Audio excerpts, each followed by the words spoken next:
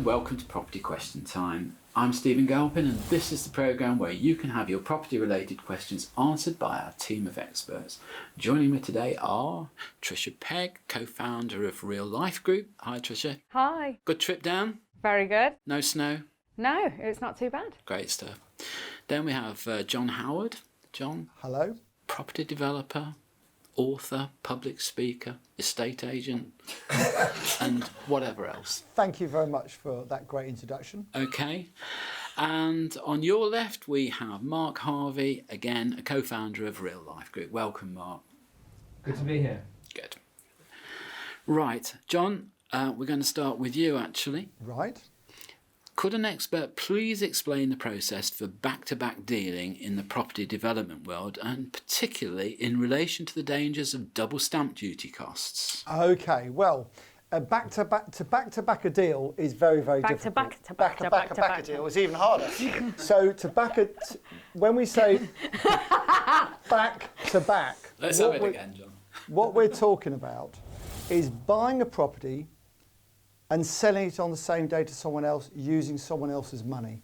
Now that is a hard trick to do. I do it now and again, but it's a hard trick to do. But if you ever do a back-to-back deal, you always, need to have the money to buy it, because if the person you're selling onto can't complete, you need to complete. The second thing is, if you don't want to buy it yourself and develop it yourself, I've always found it very hard to just sell them on. So if you think, oh, that's a bit cheap, I'll buy it one day and sell it the same day to someone else, it never seems to work. You've really got to look and think, well, I want to do it anyway. And if I sell it straight away because it's such a great deal and I've got it so cheap, then that's a bonus. So that's the first thing. The second thing is you need to be able to sign the contract, because if you can assign the contract to someone else and get that agreement off the first seller, then you can avoid the stamp duty. So you're not getting double stamp duty on it. But you need to be able to ask your solicitor to get permission for the contract to be assigned from the vendor. Well, if I was a vendor, I wouldn't like to have it assigned, would I? I'd want the surety of your wealth to buy it. Yeah, well, thank you very much. I'm glad you said that. Well, no, that is true. But some vendors are quite flexible. And want to get it sold, and it might be that I might want to transfer it into another one of my companies anyway. Having bought it in one company, exchanged in one company, I might want to put it in a different one of my companies, so in which case I'd want to have the permission to assign it anyway. You're not going to run in trouble with people sort of saying, well, okay, if you're free to swap companies about, I've really got no surety of sale here. You know, you might be transferring it into a shell company or something. Yeah, like well, that. I think if you've exchanged with a 10% deposit and you're going to be completing it, then I don't see there's a problem. And by the way, if we ever back-to-back it to anyone else, we always tell the purchaser that's what we're doing. Okay. So we don't hide that fact from anyone. And if they want to buy it for a bit more than we're paying for it, great. If they don't want to, we're going to do it ourselves anyway. Okay. Trish, your question. I have previously owned a number of buy-to-let properties which rented out fairly successfully. I keep reading that converting a property into an HMO is far more profitable exercise. First, do the panel think this is correct? And secondly, with MHO tenants, I presume the turnover is higher and the rental income less stable, and therefore is it possible to ensure the rental income as I've previously done with my buy-to-let properties? Yeah, it's a great question.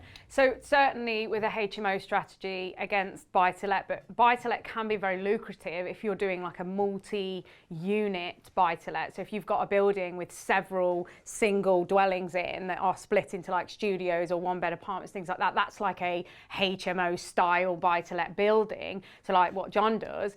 But with a HMO, what I love personally from my experience is the fact that if you've got a buy-to-let asset, and it's giving you, say, £200 a month, for example, in net income, if that person moves out and it's void, you've got to then cover the cost of the asset. Whereas with a HMO, if you've got 5, 6 plus rooms in the property, all on single ASTs, if even 2, even 3 of the rooms are vacant and void, the other 3 rooms are going to cover the expense of running the building. So you're not out of pocket there. That's what I like in regards to covering yourself in regards to the cost of the asset and not losing losing out.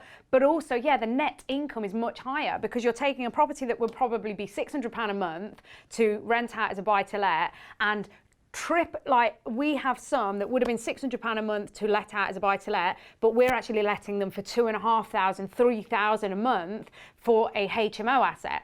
Now, it does cost a little bit more to set them up, and you must be educated enough to know how to adhere to all the licensing standards and everything like that that goes into running a successful HMO, and obviously having a desirable HMO room that somebody is going to want to let.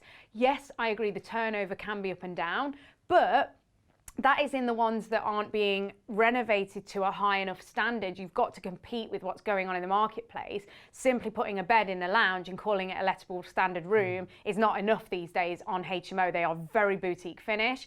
And if you do them right, you put the work in, you get educated to do it the right way, so that you're not going to get yourself done in the councils for doing it, behind the doors and saying this room that's technically a cupboard is being rented out because I get a couple of £100 extra. If you do it properly and you do the right thing for the right reasons on your HMO strategy, extremely lucrative strategy, and also on the back end refinancing could pull money out, making a flip profit. I know you hate that word, flip profit, as well as having an infinite return passive income beast. So yeah, I love this. Great. Okay, very passionate answer. That's a yes then, I think. That's a very passionate answer, but the question was, can the income be insured? Absolutely. So you obviously, like you're insuring your buy-to-let, so get a broker that's in the market, can source you the best deal for exactly what it is you require. So you tell them, you say, I want this insurance to cover this, these aspects. And what sort of money is that insurance? So anything from like £300 for the year for like a 5-6 bedroom HMO to cover the income and everything like that. So really reasonable rates, but a broker is the best person to go to in my experience, because if you're trying to source it, how much is your time worth that you're wasting trying to search for the best deal?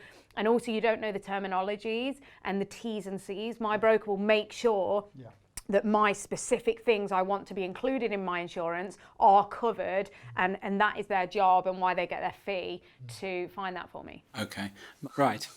Mark, I'm hoping to buy quite a large Victorian house in one of the London boroughs, which is currently converted into 5 apartments.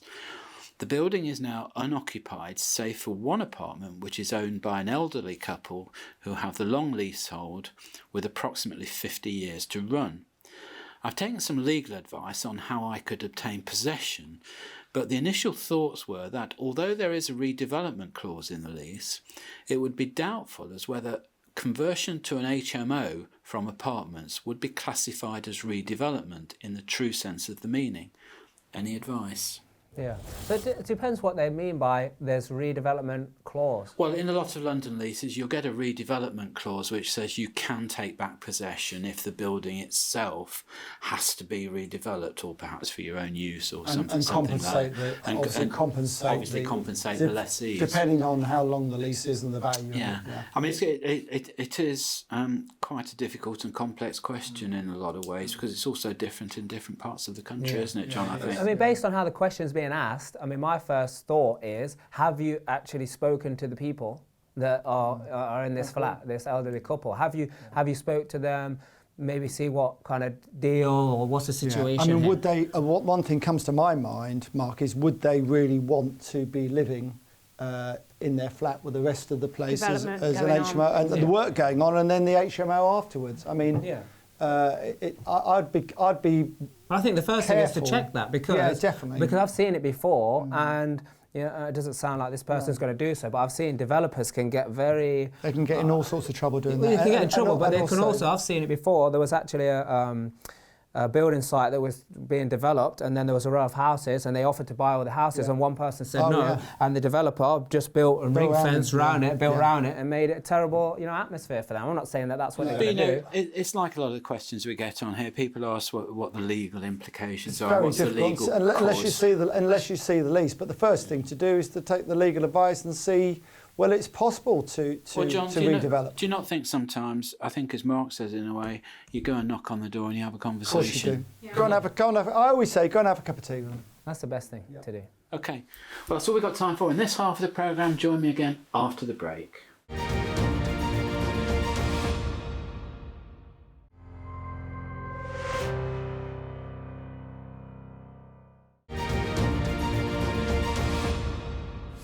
Hello, welcome back to part 2 of Property Question Time. I'm Stephen Galpin and I'm joined by Trisha Pegg, John Howard and Mark Harvey. Welcome to you all back again. So, John, your second question. Yes. Could the panel please explain the difference between sole selling rights and sole agency? The two agreements seem on the face of it very similar and in general attract lower fees than an estate agent's multi-agency arrangement. I know that agency arrangements can be totally binding, so I don't want to make a mistake as this will be my first house sale. Well, they are different, that is for sure. So sole agency agreement is an agreement where you enter into agreement with an estate agent for a period of time. Sometimes that poor old estate agent has been caught out. They've been caught out by the vendor, the person who signed the contract, selling to their friend or selling to the next door neighbour or someone, avoiding the very expensive fee, the commission of the estate agent. However, the estate agent has got a business to run and they're expensive to run. So most agents now Are we to have tears? We are having tears at this point. We spend £168,000 a month running 5 estate agents. They're expensive to run. So the sole selling rights stop the vendor from doing that. So sole selling rights basically mean that whoever you sell to, if it's not through an estate agent, during that period of time, the estate agent gets paid. Right. Simply. I do seem to remember there was a court case about this though, and I think the judge in the end, I think the ruling went something along the lines that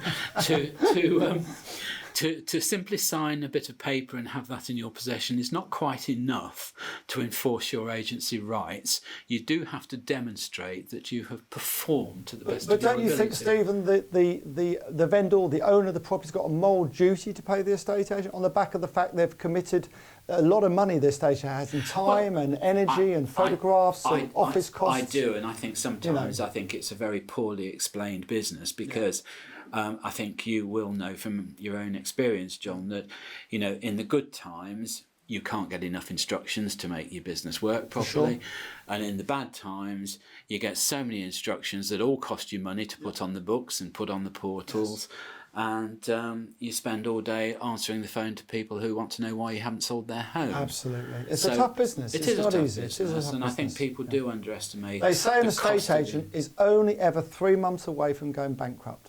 Because if they sell no properties for 3 months, they're finished. It's a bit like a football manager, isn't it? Only 7 games away from the sack. Well, I've sacked a few of those in my time as well at Cambridge United, so yeah.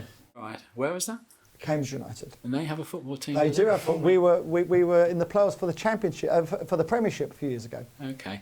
Any thoughts on agency contracts, Trish? I think for us, like, it's all about interviewing. If you're looking to sell through an estate agent, which, you know, again, it's about how do you value your time? Do you want to try and sell it yourself, or do you want to go to an agent that's already got the share of the market? Do your due diligence properly on who has sold the most in that area that you're selling your property in, so who's the highest performer, and then sit down with them and ask them questions like, when you're going to be doing viewings for people to buy my house, are you yourself going to be doing the viewings, or have you got an assisted viewer? Because that's a massive yes or no, am I going to work with this agent? Because you're passionate about the property, and maybe you create a great relationship with the agent that you have the meeting with.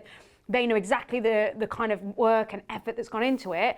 But then if they're not the person that's going to be showing the potential buyers around, and it's just somebody that literally opens the door and goes, there you go, you know, how much are they actually working to sell it? So do your due diligence, but absolutely I agree, like working with estate agents, you know, they have all the access, they have all the time, they've got the expertise on how to work the market. Also, ask them, you know, how many people are looking for this kind of property right now? Have you got an off market, like before it goes live, have you got people you can call?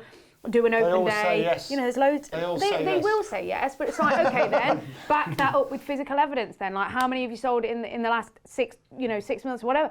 So do your due diligence properly. But going underhand against an agent, I don't agree with either. Good. Yeah. I don't run an agency, but I just don't agree with it when they it's not right. If you've done your due diligence correctly and you know that they've done everything possible to get it sold, and again, you're not Because the thing is, and the challenges with estate agents is, it's not always their fault. It's like they'll value a property at a certain thing, and then the vendor will say, well, no, I want, so say they'll value it at 200k, then they'll say, well, no, I want 250, so put it on for 250 and let's see how we do. So what's the agent supposed to do? 60% of properties are sold by the second agent, Yeah. who gets instructed, not the first. For the right price. 60%. Yeah. Well, again, I think an agency that will be easily influenced by you over price is not a good agent. No. Yeah. You want to listen to some tough love, really. And I mean, how many times have we seen young negotiators go into a house, fling the door open and say, well, this is the bedroom, oops, I'm in bathroom, because they haven't done their research Yeah. about what they're going to show. No, I agree. And I mean, sometimes, it's quite normal for agents in London, for instance, to be earning £50,000 or £60,000 on a sale. You do expect them to do their homework. Absolutely. Right, Trish, your second question. Oh, this is a good one. Look, we all suffer with service charge difficulties one way or another. So this view You is. do.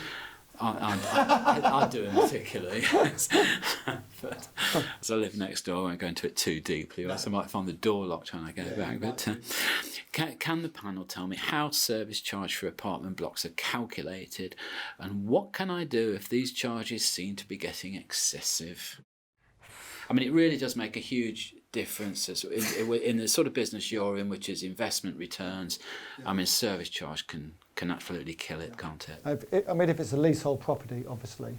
And it's calculated obviously per the development as Yes, well. it There's no like, this is what it's going to be. It's per development, the size, the scale. Costs So and it's everything else to it's run like it. stamp duty is different per property and things like that. So it's not this is the factual number.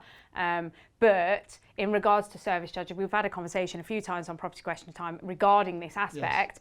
You have to, as a business developer, factor all of this in as part of your due diligence before you go into the deal, knowing and having a contingency for it, so that it doesn't then kick you when you're down if something changes in the marketplace. Because if you're not factoring for things that potentially challenges or obstacles that might come up, like things like this, and obviously we were talking last time, weren't we, about tenants that didn't pay it.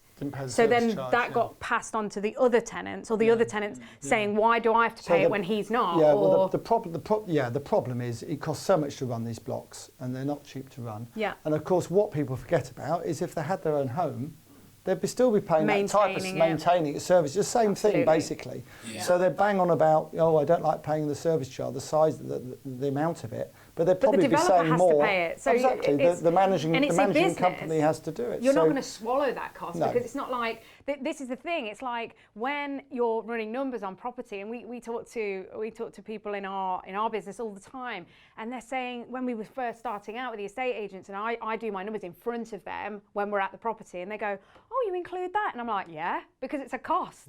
I'm not doing this for fun. This is what it costs me just to do the deal in the first place. So because she's like, oh, so you're including this sell for the broker and I went, yeah, because that's what it costs me as a business. So all of this is the cost, and then that's my profit at the end if I do it and buy it at this cost. So it's more of an education thing. So unfortunately, there's no one size fits all in this question, other than the developer has to do the right due diligence, contingency, make it into the deal, and the tenants have to appreciate that to live in a standard of living, it's going to require you to pay for it. And the one thing, Trish, you can do now is if you don't like the cost of the management, or you don't like the management company managing your block, you have the right under the new law, or not that new, the laws, to change the management company to whoever you want. You can all get together, manage it yourself, and if you want to buy the freehold off the management company, you can actually buy the freehold and then manage it again yourself, or get someone else to manage it. 75% of the people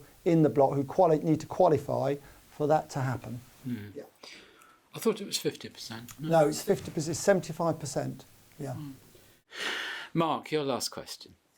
I live in an apartment block, and I'm the long leaseholder of my property.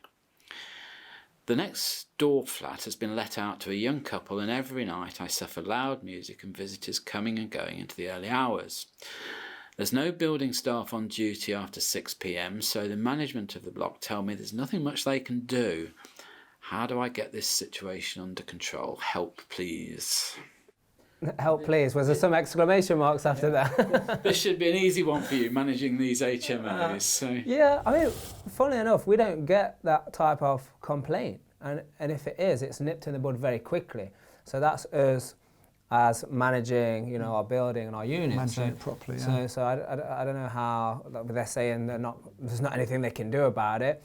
Well, there's a lease, isn't there? So I suppose, you know, you'd look they're at... saying the management just can't do it. They say we can't do anything about it. Yeah, but your solicitor could have the look at the lease for you, and it will say that everyone's got to behave themselves and live accordingly to the rules. And if they're not, they could... I think the difficulty there, John, is where you're the long leaseholder and you've got a substantive lease for your property, and then they do short-term next door. I agree.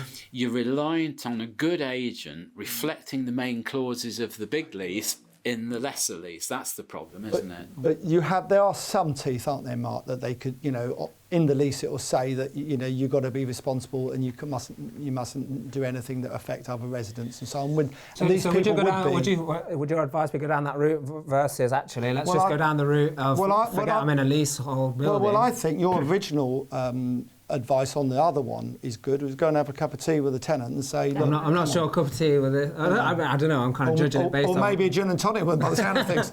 But that would be the first thing probably, and then go down the legal route. I suppose, wouldn't you, Mark? After that, I suppose you'd have to. I suppose there's that with the management first. Yeah, start the management. Yeah, I agree. Then there's the legal route. Then there's the drink. Then there's the drink, and then there's the old school way, whatever that means to you.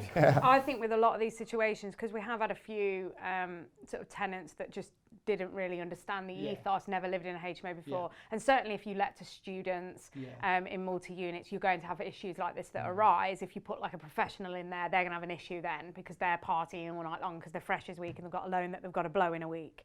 So certain things that you need to do is just to communicate it, because a lot of the time they just don't understand what they're doing. So like some of the tenants have recorded pictures, videos and like the sound that is coming into their room, showed it to the tenant, and they said, "I'm so sorry, I had no idea." That's a good idea. And it just That's a great idea. Because it's just they didn't know. They don't fit because they're in the room in their own little world. They're not aware of what it sounds like to somebody else, and then they simply just nip it in the bud. That, or you say, look, you know, I'm maybe forced to move out of my home due to this experience that you're living, and it could be then a domestic where you can report it as a noise disturbance and domestic. There is a simpler answer. Noise pollution it's called these days. Yeah, you can just approach the council, who will send a noise officer down virtually at any time of night.